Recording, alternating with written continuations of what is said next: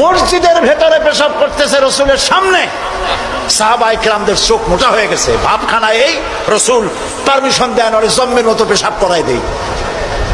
রাসূলুল্লাহ বললেন, না না, বাধা দিও না, তাহলে সে অসুস্থ হয়ে যেতে পারে, তার সবটা আনলোড হতে দাও।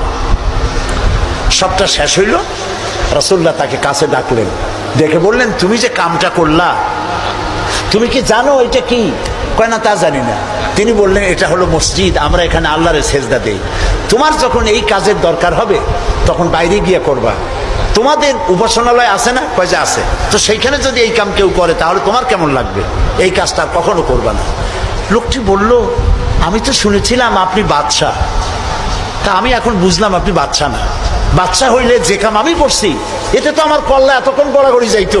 আপনি তো বাদশাহ না, আপনি অবশ্যই অবশ্যই আল্লাহর নবী, কোনো সন্দেহ নাই আমার মনের মধ্যে।